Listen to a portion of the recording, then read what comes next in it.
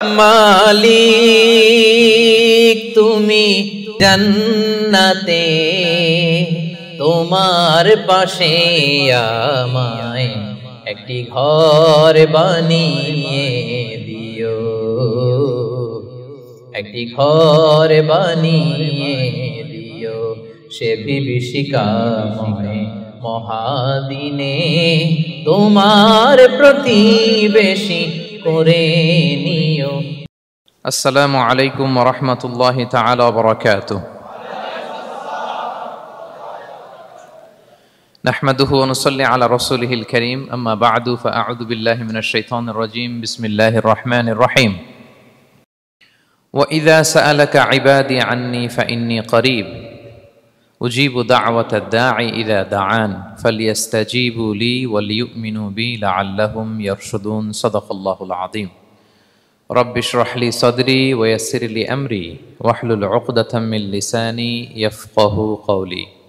আল্লাহ তাআলার শুকরিয়া জ্ঞাপনের পাশাপাশি আমি অন্তরের অন্তঃস্থল থেকে ধন্যবাদ জানাতে চাই বিজনেস কমিউনিটি পাসার বেসার ক্লাংকে এরকম চমৎকার একটি গোছালো পরিবেশে একটি প্রোগ্রাম উপহার দেওয়ার জন্য।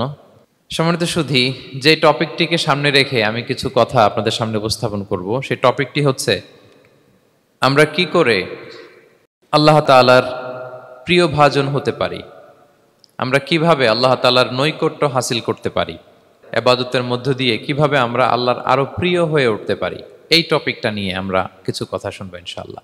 তার আগে আপনারা বলুন যে আমরা সবাই আল্লাহ তাআলার প্রিয় হতে চাই কি চাই না? সবাই আল্লাহর প্রিয় হতে চান? সবাই আল্লাহ তাআলার নৈকট্যপ্রাপ্ত বান্দা হতে চান? আলহামদুলিল্লাহ, আমরা সবাই একমত যে আমরা আল্লাহ তাআলার প্রিয় হতে চাই, আমরা আল্লাহর আরো কাছে যেতে চাই। আমাদের বাংলাদেশে তো ক্লোজ আপ ওয়ান আমাদেরকে কাছে আসার গল্প শোনায়, কি বলেন? বিবাহ বহির্ভূত একটা ছেলে মেয়ে কিভাবে একে অপরের কাছে আসতে পারে, এই হারাম রিলেশনের গল্প শোনায়। কিন্তু কোরআন আমাদেরকে কি করে আমরা আল্লাহর কাছে যেতে পারবো ওই গল্প শোনাবে। আলহামদুলিল্লাহ পড়েন। তো আমরা সবাই একমত হলাম যে আমরা আল্লাহর কাছে যেতে চাই, কিন্তু কাছে যাব কি করে? তাকে তো আমরা দেখি না। আল্লাহকে দেখা যায়? দেখেছেন কেউ কখনো? আওয়াজ করে বলেন, আল্লাহকে দেখেছেন কেউ? তো যাকে দেখি না তাকে কাছে যাব কি করে? একজনকে চিনি, চিনলেই না তার কাছে যাওয়া যায়, কি বলেন? আল্লাহকে দেখা যায় না। আল্লাহ বলেন লা তুদরিকুহুল আবসারু ওয়া হুয়া ইউদরিকুল আবসারা ওয়া হুয়াল লতীফুল খবীর। পৃথিবীর কোনো চোখ আমাকে দেখে না, কিন্তু আমি সব চোখগুলোকে দেখি। তিনি দৃষ্টির আয়ত্তে নন, দৃষ্টি তার আয়ত্তে। তিনি দৃষ্টির আয়ত্তে নন, বরং দৃষ্টিগুলো তার আয়ত্তে। তাকে দেখা যায় না, কিন্তু আল্লাহ তাআলাকে দেখা না গেলেও তাকে অনুভব করা যায় কি যায় না? আল্লাহ তাআলা বলেন তোমার অনুভূতি দিয়ে তুমি বুঝবে যে আমি তোমার বড্ড কাছে। যে আয়াত দিয়ে আমি শুরু করেছি, আল্লাহ তাআলা বলছেন ওয়া ইযা সাআলাকা ইবাদি আন্নী ফাইন্নী করিব। নবী হে, আপনার উম্মতেরা যখন, আমার বান্দারা যখন আমার ব্যাপারে জিজ্ঞেস করে, আপনি বলুন ফাইন্নী করিব, আমি খুব কাছে। আল্লাহ কি দূরে না কাছে? সবাই বলুন, দূরে না কাছে? আল্লাহ বললেন আমার বান্দারা যখন জিজ্ঞেস করে আমার ব্যাপারে, আপনি বলুন আমি ফাইন্নী করিব, আমি কাছে। উজিবু দাওয়াতাদ দাঈ ইযা দাআন, কেউ যখন আমার কাছে দোয়া করে চায়, আমি তার ডাকে সাড়া দেই। তাহলে এই আয়াত থেকে বুঝলাম আল্লাহ তাআলা কাছে। এখানে তো আল্লাহ কেবল কাছে বলেছেন, আরেকটা আয়াতে আল্লাহ বলেছেন আমি সবচাইতে কাছে, আমার চাইতে কাছে তোমার কেউ হতে পারে না। ওয়া নাহনু আকরাবু ইলাইহি মিন হাবিলিল ওয়ারিদ। আমাদের এখানে গ্রীবাস্থ একটা ধমনী আছে, এই ধমনীটা কেটে দিলে মানুষ মরে যায়।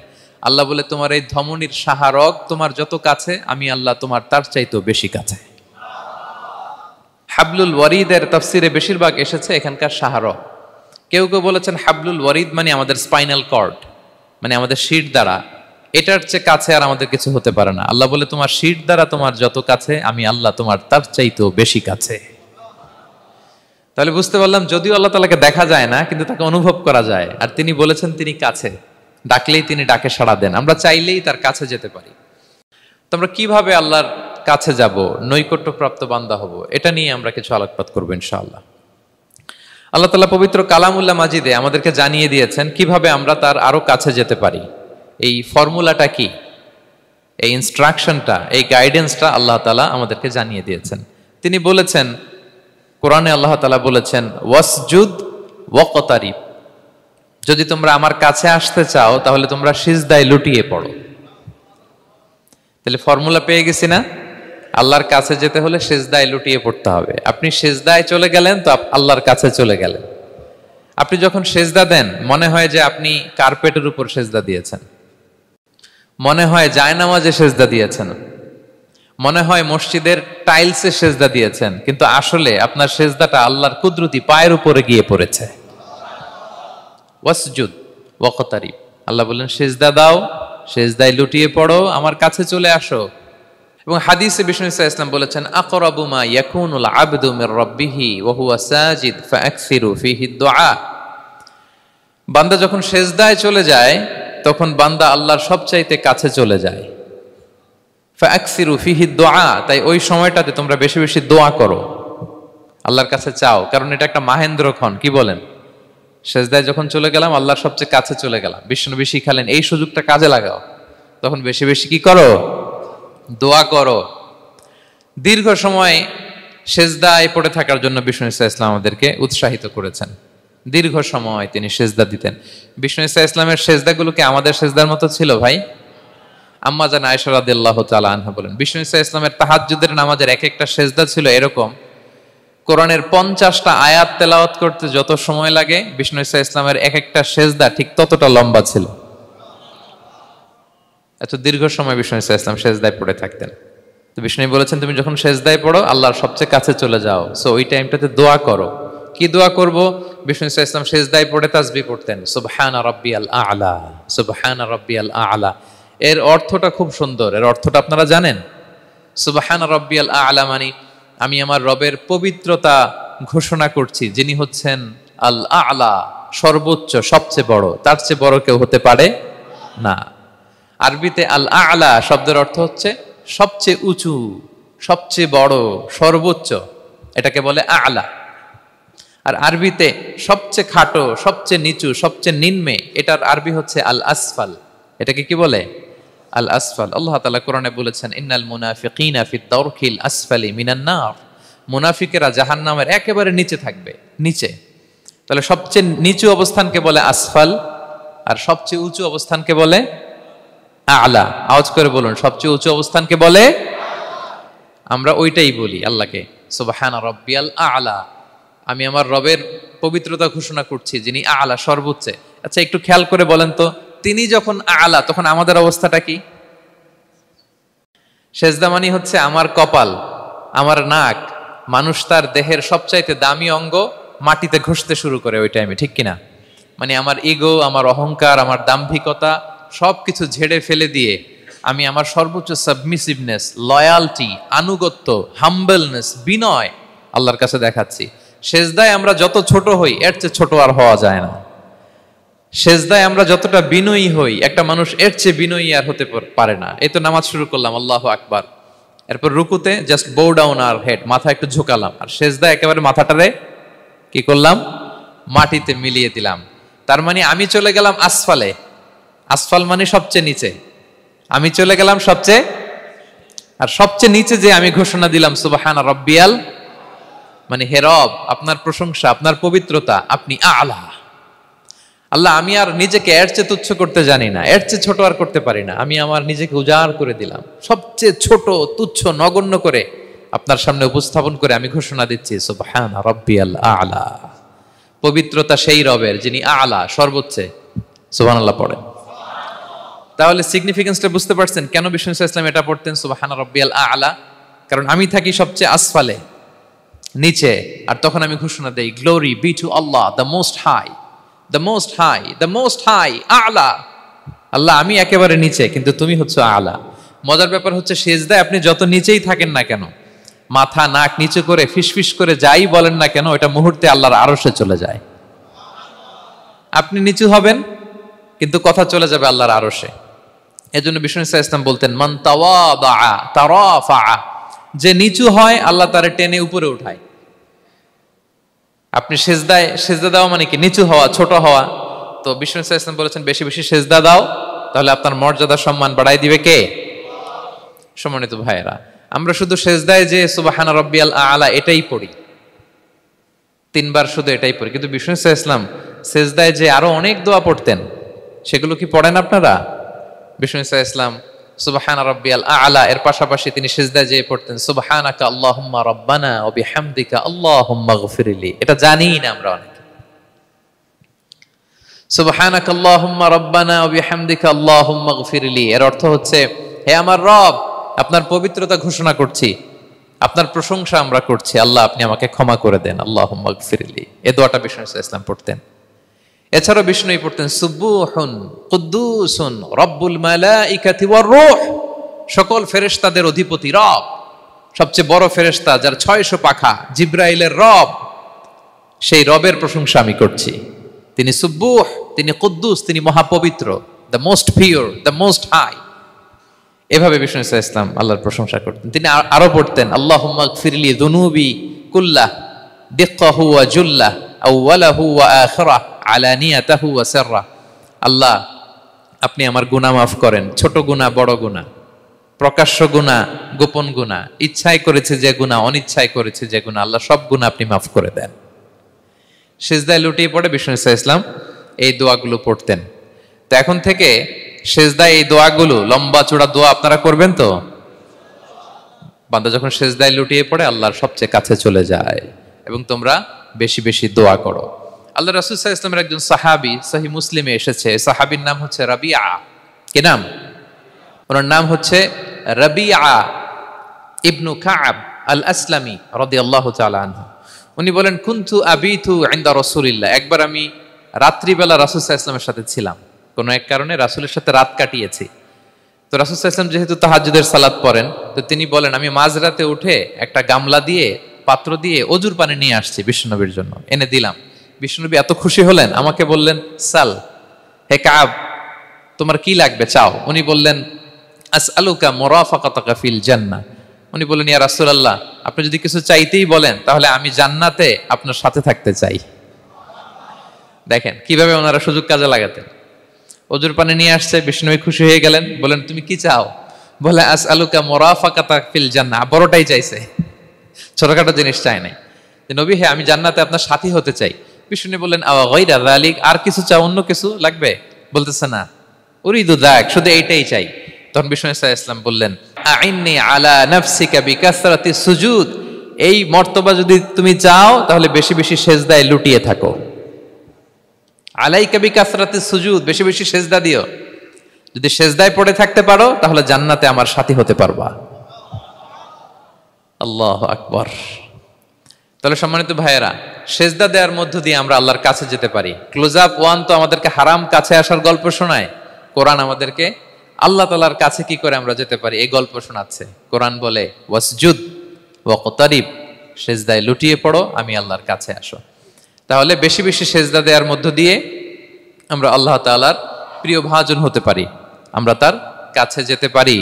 এবং কিয়ামতের দিন আল্লাহ তাআলা আমাদের সবাইকে সিজদা দিতে বলবেন। সেদিন অযুত লক্ষ নিযুত কোটি কোটি মানুষ, তাদের সামনে আল্লাহ বলবেন আমাকে সিজদা দিয়ে দেখাও। আমরা দুনিয়াতে যারা আল্লাহকে প্রাণ ভরে সিজদা দিয়েছি, আমরা সেদিন আল্লাহু আকবার বলে সিজদায় লুটিয়ে পড়ব। কিন্তু যারা সিজদা দেয় নাই, অথবা যারা লোক দেখানো সিজদা দিয়েছে, তারা সিজদা তো দূরের কথা, ওদের পিঠটাই বাঁকা করতে পারবে না। আল্লাহ বলেন ইয়াউমা ইউকশাফু আন সাকিন ওয়া ইউদআউনা ইলা সুজুদি ফালা ইস্তাতিউন, সেদিন আল্লাহ তাআলা তার পায়ের গোছা উন্মুক্ত করবেন। অনেকে বলে হুজুর আল্লাহরও পা আছে? আছে, আল্লাহ তাআলারও পা আছে, কিন্তু এই পাটা কেমন এটা আমরা জানি না, আমাদের পায়ের মতন না। লাইসা কামিসলিহি শাই, কোনো কিছু তার মতো নয়। তো তিনি কার মতো? উত্তর হচ্ছে তিনি তার মতো। সুবহানাল্লাহ পড়বেন না? লাইসা কামিসলিহি শাই, তার মতো কিছু নাই। তো তিনি কার মতো? তিনি তার মতো। ওয়ালাম ইয়াকুল্লাহু কুফুয়ান আহাদ, তার মতো, তার সমকক্ষ কোনো কিছু নাই, তিনি তার মতো। সেদিন আল্লাহ তাআলা তার পবিত্র পায়ের গোছা, পায়ের নলা উন্মুক্ত করবেন এবং আদেশ করবেন সিজদা দাও। আমরা সবাই আল্লাহু আকবার বলে সিজদায় লুটিয়ে পড়ব। কিন্তু যারা দুনিয়ায় সিজদা দেয় নাই, লোক দেখানো সিজদা দিয়েছে, ফালা ইস্তাতিউন, আল্লাহ তাআলা তাদের পিঠটা লোহার মতো, রডের মতো শক্ত করে দিবেন। সিজদা দেওয়া তো দূর কি বাত, ওরা পিঠটাই বাঁকা করতে পারবে না। আমরা দুনিয়াতে যেমনি আল্লাহ তাআলাকে সেজদা দিয়েছি, সেদিনও যেন আল্লাহ তাআলাকে এভাবে সেজদা দিতে পারি। আল্লাহ তুমি তৌফিক দাও। আল্লাহুম্মা জাআলনা মিনহুম। আওয়াজ করে পড়ুন আমিন। তাহলে সম্মানিত সুধী, আমরা যদি আল্লাহর প্রিয় হতে চাই, তার নৈকট্যপ্রাপ্ত বান্দা হতে চাই, প্রথম ফর্মুলা কি বলেন আপনারা? সাজদা। আওয়াজ করে বলুন, প্রথম ফর্মুলা কি? বেশি বেশি আল্লাহর সেজদা দিতে হবে, সেজদায় দীর্ঘক্ষণ পড়ে থাকতে হবে এবং সেজদায় দোয়াগুলো করতে হবে, মনের আকুতি মিনতি জ্বালা যন্ত্রণা এগুলো আল্লাহর কাছে উপস্থাপন করতে হবে। পারা যাবে তো ইনশাআল্লাহ? এই তো গেল কোরআনিক ফর্মুলা। কোরআন আমাদেরকে জানিয়েছে যদি আল্লাহর কাছে যেতে চাও সেজদা দাও। এবার আমরা একটু হাদিসের দিকে চোখ বুলাই যে হাদিস কি বলে। হাদিসে কুদসিতে এসেছে, আল্লাহ রাব্বুল ইজ্জা ওয়াল জালাল বলেন, ওমা ইয়াজালু আবদি ইয়াতাকাররাবু ইলাইয়া বিন-নওয়াফিল। আমার বান্দা যদি আমার কাছে আসতে চায় তাহলে সে যেন বেশি বেশি নফল ইবাদত করে। নফল ইবাদতের মধ্য দিয়ে সে আমার কাছে আসতে থাকে। যত বেশি নফল ইবাদত করবে আমার কাছে আসবে। হাত্তা উহিব্বাহু, এক পর্যায়ে এমন হবে যে আমি আল্লাহ তাকে ভালোবাসতে শুরু করে দিব। তার মর্তবা এত উপরে উঠে যাবে, কুনতু সামাআহুল্লাযী ইয়াসমাউ বিহা, তখন সে কান দিয়ে যখন শুনবে তার নিজ কানে শোনে না, সে আমি আল্লাহর কানে শোনে। হাত দিয়ে কিছু ধরলে সে আল্লাহর হাতে ধরে, চোখ দিয়ে দৃষ্টি করলে সে নিজ চোখে দেখে না, সে আল্লাহর চোখে দেখে। পড়েন সুবহানাল্লাহ। তাহলে কোরআন বলল সেজদা আর হাদিস বলল নফল ইবাদত। যে যত বেশি নফল করে সে আল্লাহর কাছে যায়, যে যত বেশি নফল ইবাদত করে সে আল্লাহর প্রিয় ভাজন হয়ে ওঠে, আল্লাহর নৈকট্যপ্রাপ্ত বান্দা হয়ে ওঠে। এবং হাদিসে এসছে, বিষ্ণু ইসা ইসলাম বলেন, আমাদের ফরজ নামাজে যদি কারো ঘাটতি হয়, আমাদের অনেকের এমন হবে যে ফরজ নামাজ পড়ে নাই অলসতা করে, তখন আল্লাহ ফেরেশতাদেরকে বলবেন কি অবস্থা আমার বান্দার? বলবে আল্লাহ অনেক ফরজ নামাজের তো ঘাটতি দেখা যাচ্ছে। তখন আল্লাহ বলবে উনদুরু হাল্লি আবদি মিন তাতাওয়ু, ফরজে যদি ঘাটতি থাকে দেখো তো আমার বান্দার কিছু নফল নামাজ আছে কিনা। ফেরেশতারা এবার খুঁজে দেখবে, হ্যাঁ এই বান্দার অনেক নফল নামাজ আছে। তখন আল্লাহ বলবে ঠিক আছে, এই নফলগুলোরে ফরজের ভেতরে ঢুকায়া মেকআপ করে দাও। তাহলে বলেন নফল ইবাদতের দরকার আছে না নাই? কিয়ামতের দিন ফরজ নামাজে ঘাটতি থাকলে নফল নামাজগুলো সেখানে সাবস্টিটিউট করে আল্লাহ তাআলা আমাদেরকে বাঁচাবেন। এজন্য আমরা যেন নফল করি। ফরজ তো করতেই হবে, এটা তো কম্পালসারি, অব্লিগেটরি, আল্লাহর মাইট থেকে বাঁচার জন্য করতেই হবে। কিন্তু আল্লাহর প্রিয় হইতে হইলে নফল ইবাদত করতে হবে। ওটাকে বলে অপশনাল, ওটা হচ্ছে ওভারটাইম। আপনারা ভালো বুঝবেন, এটার কি বলে? ওভারটাইম। ওভারটাইমের বেতন কিন্তু মূল বেতনেরও বেশি, বেসিকের চেয়ে বেশি। বেসিকে যদি পার আওয়ার 20 রিঙ্গিট হয়, তো ওভারটাইমে পার আওয়ার কত? 30 রিঙ্গিট, 40 রিঙ্গিট, ঠিক কিনা? তো এই জন্য নফলগুলোকে যেন আমরা ছোট মনে না করি প্রিয় ভাইরা। তাহলে আমরা ফর্মুলা পেয়ে গেলাম, আল্লাহ তাআলার প্রিয় হতে চাইলে দুটি কাজ, কোরআন বলে সেজদায় লুটিয়ে পড়ো, আর হাদিস বলে বেশি বেশি নফল ইবাদত করো। আমরা কি করতে পারি, কি কি নফল ইবাদত করে আল্লাহ তাআলার প্রিয় হতে পারি, আমি দুই একটি আপনাদের সাথে শেয়ার করবো ইনশাআল্লাহ। এক নাম্বার যে নফল ইবাদতটি করে আমরা আল্লাহ তাআলার প্রিয় হতে পারি সেটা হচ্ছে তিলাওয়াতুল কোরআন, আল্লাহর কোরআনের তেলাওয়াত। এটা আল্লাহর বাণী। কোরআন তেলাওয়াত মানে আল্লাহর সাথে কথা বলা। ইনদামা তাতলুল কোরআন কাআন্নামা আনতা তুনাজি মা রাব্বিক, যখন আপনি কোরআন তেলাওয়াত করেন কাইন্ড অফ আপনি আল্লাহর সাথে মুনাজাত করেন, মানে একান্ত আলাপন করেন, আলাপচারিতা করেন। এবং বিষ্ণু ইসলাম বলেছেন আফদলুল ইবাদাতি কিরাআতুল কোরআন, নফল ইবাদতের যত লিস্ট আছে এর মধ্যে সবচেয়ে শ্রেষ্ঠ হচ্ছে আল্লাহর কোরআন তেলাওয়াত করা। আপনারা প্রতিদিন কোরআন তেলাওয়াত করেন তো? করেন? আমাদের বাংলাদেশে একটা ট্র্যাডিশন হচ্ছে, মানে শুদ্ধভাবে পড়ার ধারধারি নেই, তাড়াহুড়ো করে কোরআন খতম দিতে চায়, খতম তুলতে চায়। 5 খতম, 7 খতম, 10 খতম। খতম তুলতে যায় কোরআন রে খতম করে ফেলে। খতম তুলতে যায় কোরআন রে কি করে ফেলে? খতম করে ফেলে। না, এইভাবে করা যাবে না, ধীরস্থির ভাবে পড়বেন।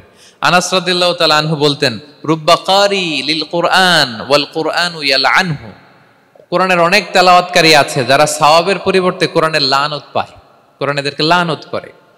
এর কারণ তাড়াহুড়ো করে পড়ে, এর কারণ ধীরস্থির ভাবে পড়ে না।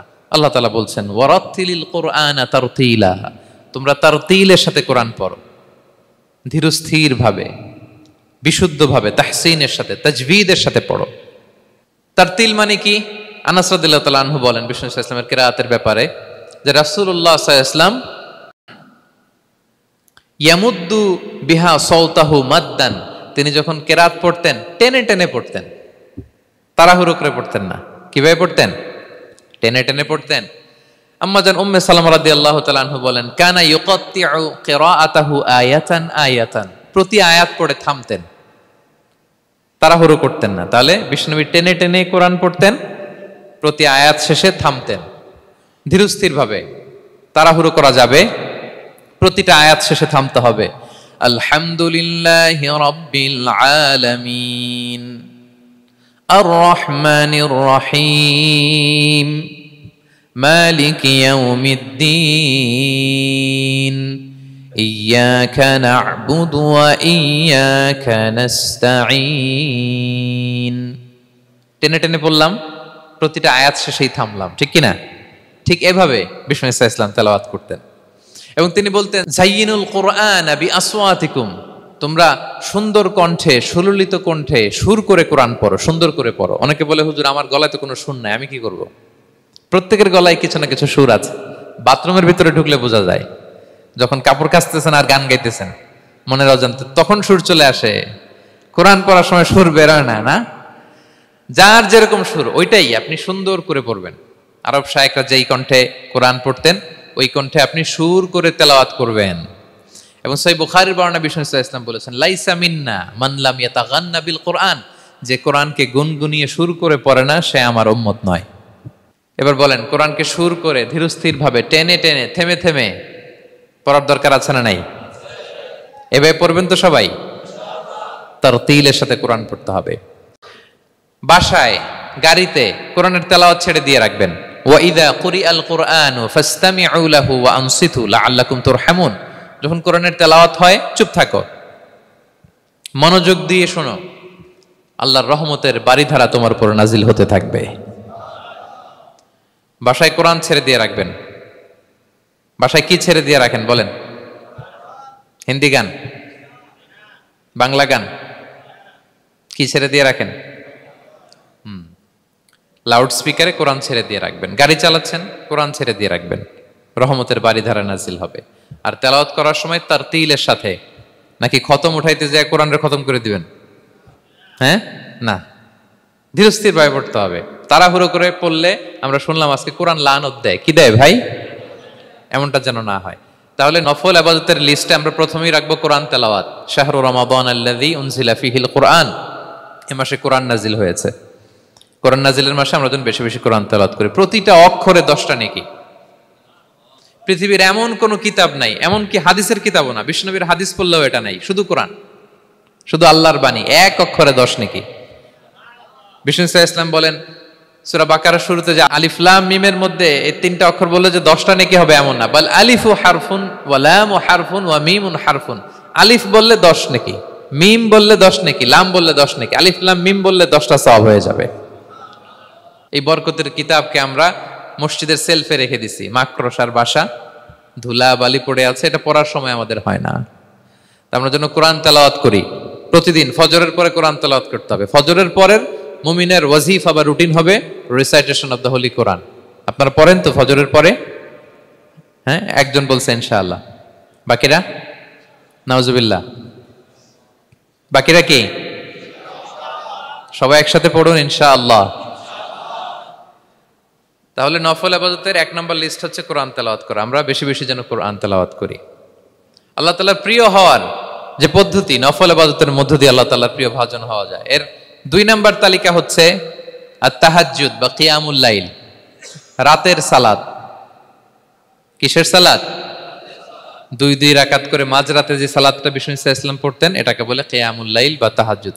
এক সাহাবী বললেন, ইয়া রাসূলুল্লাহ, আইয়ুস সালাতি আফদালু বা'দাল মাকতুবা, ফরজ নামাজের পরে কোন নামাজ সেরা? বিষ্ণু বললেন, আস-সালাতু ফি জাওফিল লাইল, মাঝরাতে যেই নামাজটা পড়ো তাহাজ্জুদ, এটা সবচেয়ে সেরা। ফরজ সালাতের পরে সবচাইতে শ্রেষ্ঠ সালাত হচ্ছে তাহাজ্জুদের সালাত। আল্লাহ তাআলা বলেন, ওয়া মিনাল লাইলি ফাতাহাজ্জাদ বিহি নাফিলাতাল লাকা আসা আইয়াবআসাকা রাব্বুকা মাকামান মাহমুদা। নবী হে, রাতের কিছু অংশে আপনি তাহাজ্জুদের সালাত পড়ুন, এটা আপনার জন্য অতিরিক্ত একটা ফরজ। এটা বিষ্ণু ইসলামের জন্য ফরজ ছিল, অতিরিক্ত ফরজ, নাফিলাতান লাক। এবং আসা আইয়াবআসাকা রাব্বুকা মাকামান মাহমুদা, আশা করা যায় এর কারণে আল্লাহ তাআলা আপনাকে মাকামে মাহমুদে উত্তীর্ণ করবেন।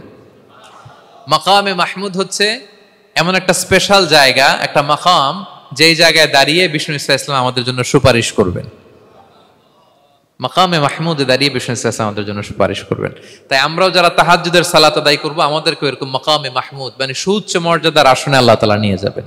যারাই তাহাজ্জুদ পড়ে তাদের মর্যাদা বাড়িয়ে দেয় কে? এই নামাজটাকে আল্লাহ এত পছন্দ করেন কেন? এর কারণ, এটা এমন সময় পড়া হয় যে সময় দুনিয়ার সবাই ঘুমায়। দুনিয়ার সবাই কি করে? নিঝুম নিস্তব্ধ রাত, আপনি উঠে ওযু করে নামাজ পড়তেছেন, তখন আপনি ঘুমান না, আপনি তখন আল্লাহর রঙে রঙিন হতে চান, কারণ আল্লাহও ঘুমায় না। সুবহানাল্লাহ পড়েন। আল্লাহ বলে, লা তাখুযুহু সিনাতু ওয়ালা নাওম, never the sleep nor the slumber overtakes me. আমি আল্লাহর ঘুম তো আসে না, ঘুমের আগে যে তন্দ্রা আসে ওইটাও আসে না। আরবিতে স্বাভাবিক ঘুমকে বলে নাওম। আওয়াজ করে বলেন তো, ঘুমের আরবি কি? নাওম। আর ঘুমের আগে যে একটা ডোজি ডোজি ভাব আসে, ঝিমুনি আসে, এটাকে বলে সিনা। এটার কি বলে? আল্লাহ বলে, লা তাখুযুহু সিনাতু ওয়ালা নাওম, আমি আল্লাহর ঘুম নাই, ঘুমের আগে যে তন্দ্রা আসে ওইটাও নাই। তো আপনি ওই টাইমে আল্লাহর রঙে রঙিন হতে চান, আল্লাহ ঘুমায় না, তো আপনিও ঘুমান না। ঘুমের আর একটা গভীর নাম আছে, ওটার নাম হচ্ছে হুজুদ। আওয়াজ করে বলেন তো, এটার নাম? ওটা মাঝরাতে, শেষ রাতে যে একটা গভীর ঘুম আসে, এটার বলে হুজুদ। দেখবেন যে শেষ রাতে একটা এমন মজার ঘুম আসে, কম্বলটা টেনে টেনে এসিটা ছেড়ে দিয়ে আরেকটু ঘুমাইতে মনে চায়, আরেকটু আরেকটু আরেকটু ঘুমাই, এরকম একটা ঘুম আছে না? আরামের ঘুম।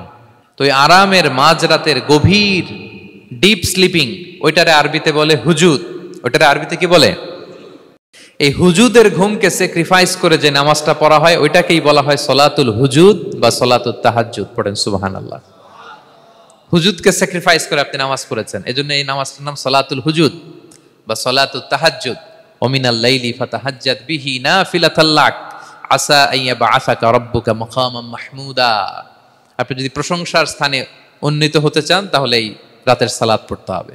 বিষ্ণু ইসা ইসলাম দীর্ঘ সময় এই কিয়ামুল লাইলটা করতেন। সেজদায় কত লম্বা ছিলেন এটা তো একটু আগেই বললাম। কত লম্বা ছিল? এক একটা সেজদায় 50টা কোরআনের আয়াত তেলাওয়াত করা যায়, এত লম্বা সময় তিনি সেজদায় থাকতেন। সুবহানাল্লাহ। আর কত দাঁড়িয়ে থাকতেন এটার বলে লাভ নাই। দাঁড়িয়ে থাকতে থাকতে থাকতে থাকতে হাত ধরে যেত, এরপরে হাত ছেড়ে দিতেন, তারপর কোরআন তেলাওয়াত করতেছেন। আবার একটু ভাল লাগলে আবার হাত বাঁধতেন। দাঁড়িয়ে থাকতে থাকতে থাকতে থাকতে হাত্তা তাতাফাত্তারা কদামা, পা দুইটা ফুলে এরকম মোটা হয়ে যেত।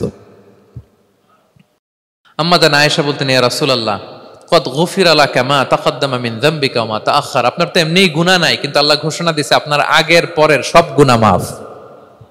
তা আপনার কোনো গুনাহই নাই, আপনি এত কষ্ট কেন করেন? বিষ্ণু বলেন, ইয়া আয়েশা আফালা আকুনা আবদান শাকুরা, আমি কি শুকরগুজার বান্দাদের অন্তর্ভুক্ত হতে চাইবো না? আমি কি আল্লাহর শুকরগুজার বান্দা হতে চাইবো না? আল্লাহ আমাকে ক্ষমা করেছেন ঠিকই, কিন্তু আমার তো কিছু দায়িত্ব আছে। আমি কি নিজেকে সর্বোচ্চ ভাবে আল্লাহর কাছে পেশ করব না? সারা রাত দাঁড়িয়ে বিষ্ণু ইসলাম এরকম কিয়ামুল লাইল করতেন। তাহলে আল্লাহ তাআলার প্রিয় হওয়ার প্রফিটিক যে সাজেশন, এর একটা হচ্ছে কোরআন তেলাওয়াত করা, 2 নাম্বার হচ্ছে তাহাজ্জুদের সালাত আদায় করা। আপনারা পড়েন তো নাকি? পড়বেন প্রিয় ভাইরা। যদি নিজের সম্মানকে আল্লাহর কাছে উচ্চে তুলে ধরতে চান, যদি বিষ্ণু ইসলামের সুপারিশ চান, যদি আল্লাহ তাআলার প্রিয় ভাজন হতে চান, তাহলে তাহাজ্জুদ ইজ কম্পালসরি। কি পারা যাবে তো? ইনশাআল্লাহ, ইনশাআল্লাহ বিইذنিল্লাহ। আল্লাহ তাআলার প্রিয় হওয়ার 3 নাম্বার মাধ্যম হচ্ছে বেশি বেশি আল্লাহ তাআলার কাছে চাওয়া, মানে আদ-দুআ, দোয়া করা। কি করা? বিষ্ণু ইসলাম বলেন, আদ-দুআউ মুখুল ইবাদা, দোয়া হচ্ছে ইবাদতের নির্যাস। দোয়া কি? ইবাদতের নির্যাস। এবং আল্লাহর কাছে চাইলে আল্লাহ খুশি হয়, না চাইলে আল্লাহ বেজার হয়। ইন্টারেস্টিং না ব্যাপারটা? আর দুনিয়াতে বারবার চাইলে খুশি হন আপনি? একটা বিষয় নিয়ে একজনের কাছে গেলাম, ভাই একটু বিপদে পড়ছি, একটু হেল্প করেন, করলো। এরপরের সপ্তাহে আবার গেলাম, ভাই আমার তো একটু সমস্যা, টাকা পয়সার, একটু হেল্প করেন। মুখ লজ্জায় ধরেন, আবারও করলো। এরপরের সপ্তাহে আবার গেলাম, ভাই বিপদে পড়ছি, একটু হেল্প করেন। এবার কেমন লাগবে বলেন তো? আচ্ছা গেল। এরপরের সপ্তাহে আবার, এবার কি করবে? দৌড়ানি দিবে লাঠি লয়া। ঠিক কিনা বলেন? তুমি মামুর বাড়ির আবদার পাইছো না, প্রতি সপ্তাহে সপ্তাহে বিপদে পড়ছি। তার মানে এই দুনিয়ার হাইসিয়াত হচ্ছে বারবার কারো কাছে কোনো ইস্যু নিয়ে যাওয়া যায় না, বারবার কোনো ব্যাপার নিয়ে কারো কাছে চাওয়া যায় না। চাইলে সে রাগ করে, অখুশি হয়, কিন্তু আল্লাহর কাছে এটা বিপরীত। বিষ্ণু বলেন, ইন্নাহু মান লাম ইয়াসআলিল্লাহা ইয়াগদাব আলাই, যে আল্লাহর কাছে বারবার বারবার চায় না, আল্লাহ তার উপর রাগান্বিত হয়ে যায়। আর বারবার বারবার বারবার তার কাছে চাইলে আল্লাহ তাআলা তার প্রতি খুশি হয়ে যায়। এজন্য আল্লাহ তাআলার কাছে চাইতে হবে প্রিয় ভাইয়েরা, চাইতে হবে, বিনয়ের সাথে চাইতে হবে,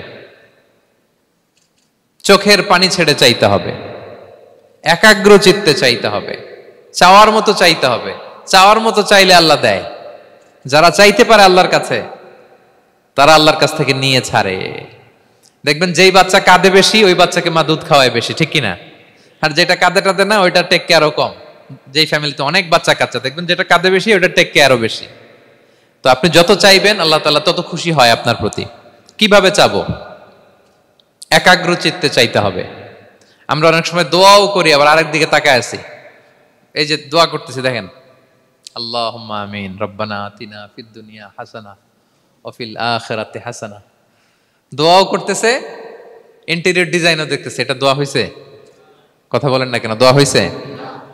আবার দোয়াও করতেছে, দোকানের হিসাবও মিলাইতেছে, রব্বানা আতিনা ফিদ দুনিয়া। দোয়াও চলতেছে আর দোকানের হিসাব কিতাব যা আছে, এরকম দোয়াও আছে না নাই? এটার একটা আমি নাম দিছি, এটারে আমি বলি রোবোটিক দোয়া। মানে রোবট, আপনি একটা সিস্টেম অন করে দিবেন, ওটা করতেছে, এটার কোনো প্রাণ নাই, ওটার মধ্যে কোনো অনুভূতি নাই, কোনো রিয়েলাইজেশন নাই। এই অনুভূতিহীন দোয়া আল্লাহ কবুল করেন না, আল্লাহ কবুল করেন না। আপনার দোয়ায় প্রাণ থাকতে হবে, এখানে আপনার ধ্যান থাকতে হবে, মন থাকতে হবে, আপনার আকুতি থাকতে হবে, চাওয়ার মতো আল্লাহর কাছে চাইতে হবে। কিভাবে চাবেন? বিনয়ের সাথে চাবেন, আর ইয়াকিন রাখবেন আমার দোয়া আল্লাহ কবুল করবেই। উদুল্লাহ ওয়া আনতুম মুকিনুনা বিল ইজাবা, এমন ভাবে আল্লাহর কাছে চাও যে তুমি নিশ্চিত আমার দোয়া আল্লাহ কবুল করবেনই। আপনি নিশ্চিত হইলে আপনার দোয়া কবুল হয়ে যাবে। নিজেকে ছোট করে চাইবেন। ফাসআলুল্লাহ বিবুতুনি আকুফিকুম, বিষ্ণু বলেন তোমাদের হাতের তালুগুলো উপরের দিকে, ভিক্ষুকরা যেমন চায়, স্যার 2 দিন ধরে কিছু খাই নাই স্যার, 2টা টাকা দেন, এই যে এইভাবে যে চায় হাত পাতে, এরকম হাতের তালুগুলো উপরের দিকে করে ভিক্ষুকের মতো আল্লাহর কাছে চাও। হাত তুলে চাও, হাত না তুলেও দোয়া করা যায়, হাত তুলেও করা যায়, কিন্তু বিষ্ণু বলেন হাত তুলে চাও। কারণ ইন্নাল্লাহা হাইয়ুন কারীম, আল্লাহ বড় লাজুক এবং লজ্জাশীল। বান্দা যখন হাত তুলে ভিক্ষুকের মতো কিছু চায়, ওই হাত খালি হাতে ফিরিয়ে দিতে আল্লাহ লজ্জা লাগে, খালি হাতে ফিরিয়ে দিতে আল্লাহ লজ্জা পান। হাত তুলে চাইবেন। দোয়াতে আল্লাহর নামগুলো ধরে ধরে ডাকুন, ইয়া আল্লাহ, ইয়া রহমান, ইয়া রহিম, ইয়া হাইয়ু, ইয়া কাইয়ুম বিরহমাতিকা আস্তাগীথ। আল্লাহর নাম ধরে ধরে চান, ওই দোয়া আল্লাহ কবুল করবেন। বিশ্বনবীর উপর দুরূদ পড়েন, যে বিশ্বনবীর উপর দুরূদ পড়ে না, ওই দোয়া আল্লাহর কাছে কবুল হয় না, এটা আকাশে পেন্ডিং থাকে। কুল্লু দুআ মুআল্লাক মাহজুব বাইনাস সামাই ওয়াল আরদি মা লাম ইউসাল্লা আলাইয়া। বিষ্ণু বলেন সব দোয়া আকাশে পেন্ডিং থাকে যতক্ষণ আমার উপর দুরূদ পড়া না হয়। মোবাইলে দেখবেন ব্যালেন্স না থাকলে, মেসেজ পাঠালে কি হয়ে থাকে? ওইটা পেন্ডিং। আবার টপ আপ করলেই সেন্ট। তা আপনি যে বলেন হুজুর আমার দোয়া কবুল হয় না, কেন হয় না বুঝছেন এবার? হ্যাঁ, নবীর উপর দুরূদ পড়েন নাই তো। আল্লাহুম্মা সাল্লি ওয়া সাল্লিম ওয়া বারিক আলাইহি। শুরু করবেন বিশ্ব নবীর উপর দুরূদ দিয়ে, মাঝেও পড়বেন, শেষেও পড়বেন, আগেও পড়বেন, পরেও পড়বেন। আপনার দোয়া কবুল করবে কে? একাগ্র চিত্তে চাইতে হবে আল্লাহ তাআলার কাছে। ইফতারির আগে দোয়া কবুল হয়, দোয়া করবেন। বৃষ্টি যখন পড়ে দোয়া কবুল হয়, দোয়া করবেন। আর দুআউ মুস্তাজাবা বাইনাল আযানি ওয়াল ইকামা, আযান ইকামতের মাঝখানে দোয়া করলে দোয়া কবুল হয়। আম্মা আব্বা দোয়া করলে দোয়া কবুল হয়। হজ থেকে যে রিসেন্ট ফিরে আসছে তার কাছে যে দোয়া চাবেন, দোয়া করলে দোয়া কবুল হয়। খাতমুল কোরআনের পরে দোয়া করলে ওই দোয়া কবুল হয়। মাজলুম দোয়া করলে ওই দোয়া আল্লাহ ফেরায় না। আমরা যেন বেশি বেশি দোয়া করি। সেজদা দিব, কোরআন বলল আর হাদিস বলল তেলাওয়াত করতে হবে আল্লাহর কাছে যেতে চাইলে, তাহাজ্জুদ পড়তে হবে আল্লাহর প্রিয় হতে চাইলে, বেশি বেশি দোয়া করতে হবে আল্লাহর নৈকট্যপ্রাপ্ত বান্দা হতে চাইলে। আর কি করব? বেশি বেশি জিকির করতে হবে আল্লাহর। সুবহানাল্লাহ, আলহামদুলিল্লাহ, লা ইলাহা ইল্লাল্লাহ, আল্লাহু আকবার, এগুলো পড়বেন। আস্তাগফিরুল্লাহ বেশি বেশি পড়বেন। নামাজ শেষে 33 বার সুবহানাল্লাহ, 33 বার আলহামদুলিল্লাহ, 33 বার আল্লাহু আকবার। এরপর 3 33 99 100তম মিলাবেন এইভাবে, লা ইলাহা ইল্লাল্লাহু ওয়াহদাহু লা শারীকা লাহু লাহুল মুলকু ওয়া লাহুল হামদু ওয়া আলা কুল্লি শাইইন কাদির। পড়েন, আপনারা পড়েন, সবাই পড়েন। বিষ্ণু বলেন নামাজের পরে যদি 33 বার সুবহানাল্লাহ, 33 বার আলহামদুলিল্লাহ, 33 বার আল্লাহু আকবার, এরপরে 100তম বার লা ইলাহা কেউ পড়ে, তার যদি সাগরের ফেনা পরিমাণ গুনাহ থাকে, আল্লাহ তাআলা তার সব গুনাহ মাফ করে দেয়। প্রত্যেক ফরজ সালাতের পরে আয়াতুল কুরসি পড়বেন, পড়েন আপনারা? কোরআনের সবচাইতে দামি আয়াত।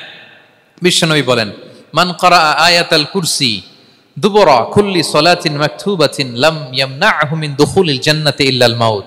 প্রত্যেক ফরজ নামাজের পরে আমার যে বান্দা আয়াতুল কুরসি পড়ে, তার জান্নাতে ঢোকার ক্ষেত্রে আর কোনো বাধা থাকে না, একটা জিনিস ছাড়া, সেটা হচ্ছে মরণ। লোকটা মরে না, তাই জান্নাতে যায় না, মরলেই জান্নাতি। আরো আস্তে সুবহানাল্লাহ পড়বেন আয়াতুল কুরসি। আমরা যেন জিকিরগুলো বেশি বেশি করি। 5 নম্বরে চ্যারিটি, আর সাদাকাতু তারুদ্দুল বালা। সাদাকা আপনার বিপদ মুক্ত করে, আপনার ছেলে মেয়ের নিরাপত্তার জন্য, আপনার জানের নিরাপত্তার জন্য, আপনার ব্যবসার নিরাপত্তার জন্য মুক্ত হস্তে দান করুন। ব্যবসায় বারাকা দিয়ে দিবে কে? সুযোগ হলে গোপনে দান করুন। 7 শ্রেণীর ব্যক্তিকে আল্লাহ তাআলা আরশের নিচে ছায়া দিবেন। এর মধ্যে 1 শ্রেণীর ব্যক্তি হচ্ছে রজুলুন তাসাদ্দাকা বিসাদাকা ফাআখফাহা, যে গোপনে দান করে, হাত্তা লা তা'লামু শিমালুহু মা তুনফিকু ইয়ামিনু, এত গোপনে দান করে যে তার ডান হাত কি দান করেছে, বাঁ হাত সেটা টের পায় না। গোপন দান আল্লাহর রাগ কমায়, গোপন দান আপনাকে বিপদ মুক্ত করে, গোপন দান কিয়ামতের দিন আল্লাহর সুশীতল আরশের নিচে আপনার সিটকে কনফার্ম করে। দান করবেন তো সবাই। মদিনার সবচেয়ে গরিব সাহাবী বেলাল রাদিয়াল্লাহু তাআলা আনহু গায়ের জামাটা নিয়ে শুধু হিজরত করেছেন, উনাকেও বিশ্বনবী বলেন, আনফিক বেলাল, বেলাল দান করো, লা তাখশা মিন যিল আরশি ইখলালা, আল্লাহর ধনভাণ্ডারে কমতি নাই, ঘাটতি নাই, ভয় পাও না, আল্লাহ তোমার বাড়ায় দিবে। কিছুই নাই বেলালের। মুমিনরা সচ্ছল অবস্থায় অসচ্ছল অবস্থায় সব সময় দান করে। সচ্ছল অবস্থায় বেশি দেয়, অসচ্ছল অবস্থায় কম দেয়, কিন্তু দেয়। তারা দান করে। আল্লাহ বলেন, আমার ভান্ডারে কমতি নাই, ঘাটতি নাই। ইবনা আদম উনফিক আলাই, এই বনি আদম দাও, দিলে আমি তোমারে দেব। হাত খুলে দাও, আমি তোমারে দেব। লাউ আন্না আউওয়ালাকুম ওয়া আখিরাকুম ওয়া ইনসাকুম ওয়া জিন্নাকুম কামু আলা সাঈদিন ওয়াহিদ, পৃথিবীর সব মানুষগুলো যদি এক মরুভূমির মাঝখানে দাঁড়িয়ে আমি আল্লাহর কাছে চাইতে থাকে, আমি আল্লাহ যদি তাদের যার যা চাওয়া আছে সবও দিয়ে দেই, আমি আল্লাহর ধনভাণ্ডারের 1 ইঞ্চিও কমবে না। তবে হ্যাঁ, কমতে পারে। কতটুকু কমতে পারে? হাদিসে বিষ্ণু ইসলাম বললেন, সুই দিয়ে যদি সাগরের পানি একটু কমানো যায়। কথা বুঝেন? সুই আছে না, সুই, নিডেল, চেনেন তো সুই? সুই দিয়ে ধরেন আপনি সাগরের পানি একটু এরকম করলে সুইয়ের মধ্যে একটু সাগরের পানি লেগে চলে আসবে না? সাগরের পানি থেকে একটু কমলো তো, এতটুকু কমবে। বিষ্ণু বললেন, সুই দিয়ে সাগরের পানি থেকে যদি পানি নিয়ে আসো, যতটুকু কমাতে পারলা, পৃথিবীর সব মানুষ চাইতে হয়রান হয়ে সবও যদি আল্লাহ থেকে নিয়ে নাও, কমলে এতটুকু কমতে পারে। ওই আল্লাহর গোলাম দিতে চায় না, ধরে রাখে, খালি এমনি ধরে রাখে। আপনি হাতে যেটা আছে ওটা না দিলে তো বড়টা ধরতে পারবেন না। এটা 2 কেজি, এটা দিলেই না 5 কেজিটা ধরবেন। 5 কেজিটা দিয়ে দিলেন, তাহলে ধরবেন 10 কেজি। বুঝতে পারছেন? দিতে হবে প্রিয় ভাইরা। হাত খুলে দান করুন। এখানে তো সব বিজনেস ম্যাগনেট, বাংলাদেশের সব বড় বড় ব্যবসায়ীরা আপনারা এখানে। হাত খুলে দান করুন। ইতআমুত তাআম, অন্যকে খাবার খাওয়ানো অনেক বড় সওয়াবের কাজ। এর মধ্যে দিয়ে আল্লাহ তাআলার নৈকট্যপ্রাপ্ত বান্দা হওয়া যায়। কিয়ামতের দিন আল্লাহ তাআলা বলবেন, হে বনি আদম, আমি অসুস্থ ছিলাম, আমার তো সেবা করলা না। আমি ক্ষুধার্ত ছিলাম, আমি আল্লাহর তো তুমি খাওয়াইলা না। মানুষ বলবে, ইয়া রাব্বাল আলামিন, আপনি তো আরশের মালিক, রাজাধিরাজ, আপনারে কিভাবে সেবা করি, আপনারে কিভাবে খাওয়াবো? আল্লাহ বলেন, ওই যে গরিব, ভুখা, নাঙ্গা, অভুক্ত আমার বান্দা তোমার কাছে খাবার চেয়েছিল, তুমি খাবার দাও নাই। ওই দিন তারে খাবার যদি দিতা, তাহলে আমি আল্লাহকে খাওয়ানো হতো। তাকে জামা দিলে আমি আল্লাহকে জামা দেওয়া হতো। তার চিকিৎসার ব্যবস্থা করে দিলে আমি আল্লাহর সেবা করা হতো। সুবহানাল্লাহ। ইফতার শেয়ারিং অনেক বড় সওয়াবের কাজ। মানুষকে খাওয়ানো অনেক বড় সওয়াবের কাজ। এগুলো যেন আমরা করি। আর যে ইবাদতগুলোর কথা বললাম, যেগুলোতে আল্লাহ তাআলার প্রিয় ভাজন হওয়া যায়, এগুলো আজকে আলোচনা শুই না, আজকে সারা রাত একেবারে ফাটায় ফেলছে ইবাদত করে, কালকে আর খবর নাই, এরকম আছে না? নাই না। আহাব্বুল আ'মালি ইলাল্লাহি আদওয়ামুহা ওয়া ইন কাল্লা, আল্লাহর কাছে সবচাইতে প্রিয় আমল হচ্ছে ওইটা যেটা বান্দা রেগুলার, ডেইলি বেসিসে করে, রেগুলার করে, যদিও পরিমাণে কম, কিন্তু নিয়মিত করে, এটা আল্লাহর কাছে বেশি প্রিয়। তাই যে সমস্ত নফল ইবাদতগুলোর মধ্য দিয়ে আমরা আল্লাহ তাআলার প্রিয় হব, আমরা যেন এগুলো রেগুলার করি, ইনশাআল্লাহ। বলেন সবাই। আমরা যেন বেশি বেশি সেজদায় লুটিয়ে থাকি, আমরা যেন লম্বা সেজদা দেই, সেজদায় যেন আল্লাহর কাছে আমরা চাই, দোয়া করি। আমরা যেন বেশি বেশি আল্লাহর কোরআনকে তেলাওয়াত করি, আমরা যেন তাহাজ্জুদের সালাত পড়ি, আমরা যেন কায়মন বাক্যে চোখের পানি বিসর্জন দিয়ে আল্লাহর কাছে দোয়া করি, আমরা যেন জিকির দিয়ে আমাদের জিহ্বাটাকে আল্লাহর জিকিরে যেন সবসময় সিক্ত রাখি, আমরা যেন হাত খুলে দান করি, আমরা যেন ইফতার শেয়ার করি, আমরা যেন সাদাকা করি। তাহলে আমরা আল্লাহ তাআলার প্রিয় হতে পারবো। কাছে আসার যে গল্প কোরআন শুনিয়েছে, আল্লাহ তাআলার কাছে আমরা আসতে পারবো, তার নৈকট্যপ্রাপ্ত বান্দাদের অন্তর্ভুক্ত আমরা হতে পারবো। আল্লাহ তাআলা আমাদের সবাইকে তার প্রিয় ভাজন বান্দাদের তালিকায় অন্তর্ভুক্ত করে নেক। আমরা সবাই পড়ি আমিন। হাযা মা ইনদি ওয়াল ইলমু ইনদাল্লাহ আলাইহি তাওয়াক্কালতু ওয়া ইলাইহি উনীব। ওয়াসসালামু আলাইকুম ওয়া রাহমাতুল্লাহি তাআলা ওয়া বারাকাতুহু।